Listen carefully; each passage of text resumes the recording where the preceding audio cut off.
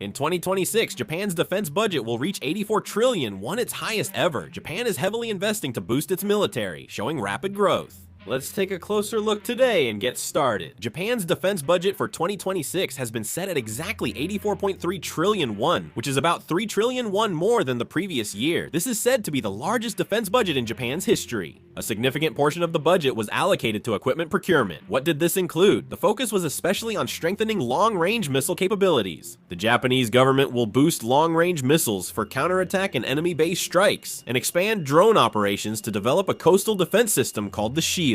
In particular, they are also pushing to acquire hypersonic guided missiles that can fly at more than 5 times the speed of sound, and from there. In 2026, Japan will also begin operating Tomahawk missiles from the United States, and it's already been a long time since they entered the final stage of deploying Tomahawk cruise missiles in actual combat. Japan plans to bring in up to 400 Tomahawk missiles. As you may know, Tomahawk missiles are capable of striking targets precisely even in attacks with strong air defense systems. These subsonic Tomahawk missiles are ground attack weapons launched from surface ships or submarines. Currently, Japan plans to equip 8 active destroyers with Tomahawk missiles and also deploy these missiles on 2 destroyers that are under construction. And it seems Japan is doing this with an awareness of the threat from China. On Yonaguni Island near Okinawa, radar facilities have been built to monitor the sea and air simultaneously. They have permanently deployed electronic warfare units to disrupt enemy communications and guidance systems. The Japanese government believes that in the event of a Taiwan contingency, this area could become a key strategic point that determines the success or failure of operations. Accordingly, the intensity and frequency of related training exercises have noticeably increased recently. They have announced plans to deploy more anti-air electronic warfare units by 2026, which can directly neutralize enemy aircraft radar. Not stopping there, Japan is also reportedly beginning construction of large-scale shelters capable of long-term stays as early as 2026, keeping in mind the possibility of a Chinese invasion of Taiwan.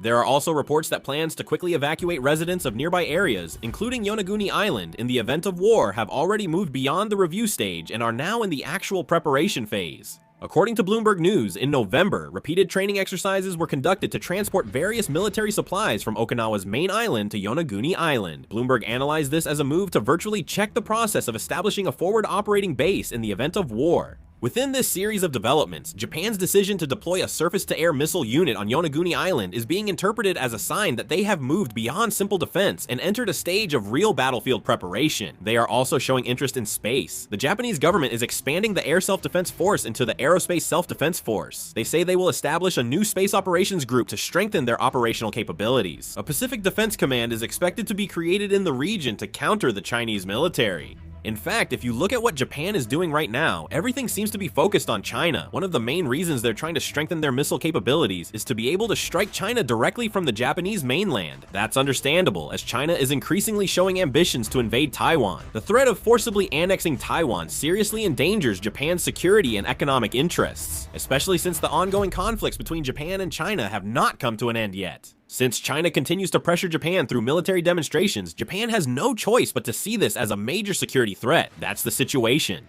Japan is accelerating plans to create its own CIA-like national intelligence agency. Prime Minister Kaichi pledged during his campaign to establish the National Intelligence Agency to boost intelligence gathering, and preparations appear to be underway. According to a Kyoto News report in December 2025, they have begun reviewing the creation of a new ministerial position to strengthen intelligence gathering functions. It is said that it will be established in July 2026. It will integrate and oversee information from the Cabinet Intelligence and Research Office, National Police Agency, Ministry of Foreign Affairs, and Public Security Intelligence Agency. The Japanese government is pushing for an anti-espionage law to stop foreign intelligence activities. The bill hasn't passed before due to concerns about freedom, but they appear determined to move forward this time.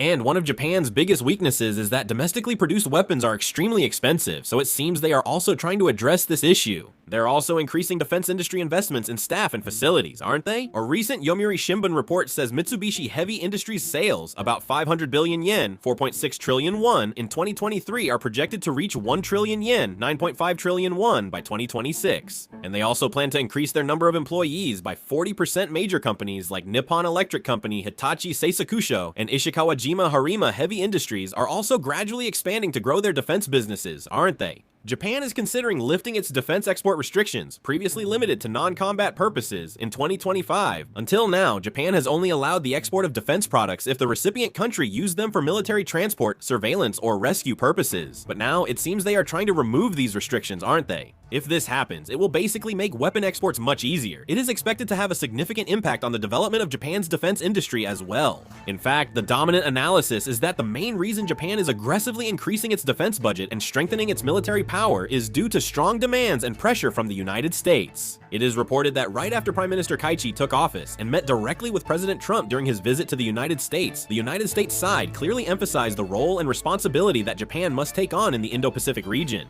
At this meeting, Prime Minister Kaichi officially expressed his intention to move up Japan's goal of increasing its defense budget to 2% of gross domestic product, which was originally planned to be achieved gradually by 2027 and to accomplish it early within this year. This is being evaluated not simply as a financial plan adjustment, but rather as a political declaration that Japan, as a key ally in the United States strategy toward China, will take on a more active military burden. Especially considering that President Trump has openly pressured allied countries to increase their defense spending. This decision is being interpreted as Japan's choice to prevent possible cracks in the United States-Japan alliance and to maintain America's trust. As a result, Japan has secured justification to simultaneously pursue the modernization of its self-defense forces, strengthen the defense of its southwestern islands, and expand its joint operational capabilities with the United States military by increasing its defense budget. This is directly reflected in the series of military activities currently taking place around Yonaguni Castle and the Okinawa area. Of course, there are also significant concerns, since this money doesn't just fall from the sky, right? They have to secure funding from somewhere. However, it seems that they are addressing this funding issue by raising income taxes. Starting in January 2027, they will implement an income tax increase. They are reducing the 1% special income tax for reconstruction after the 2011 Great East Japan earthquake and introducing a new 1% special income tax for defense. Of course, this approach is almost like a sleight of hand, but for the Japanese government, it seems to mean that they want to increase the defense budget in earnest without putting a real burden on the people, and while meeting legal requirements. However, unlike the special income tax for reconstruction, this new defense special income tax does not have a set expiration date. Once it is implemented, there is a strong possibility that it will become a permanent tax that is difficult to change. Nevertheless, Japan continues to focus on strengthening its military power, doesn't it? Another key point is what position Japan is being reorganized into as United States strategy changes. The reason the United States is strongly demanding that Japan increase its defense budget and strengthen its military power is not just about cost sharing, but because there is a calculation to elevate Japan as a core and forward base in the overall Indo-Pacific strategy. From the United States' view, Japan is one of the few bases able to pressure mainland China, Taiwan, the East China Sea, and the South China Sea simultaneously, and it already has the infrastructure to support carrier strike groups and Air Force power.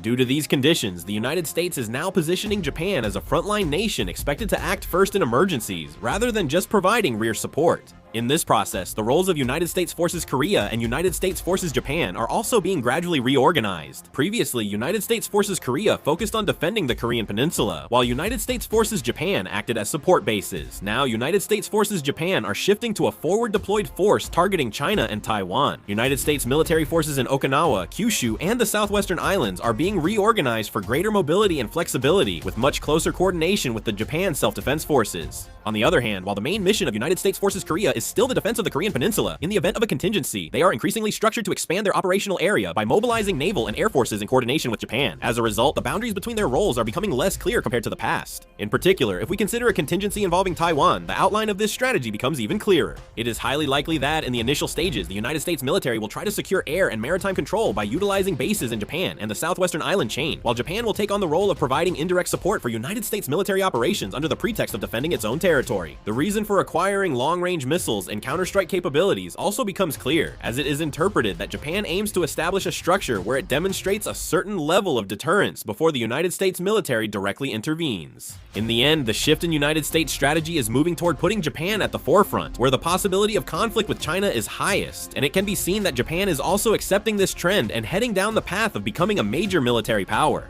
In addition, what is noteworthy here is that as the structure of the United States putting Japan at the forefront becomes more solidified, Japan's own strategic options are gradually decreasing. This means Japan could become the most exposed to danger if a Taiwan contingency occurs, whether it wants to or not. Japan is now focusing on boosting its military. What are your thoughts? Share in the comments. That's all for this video. Thank you.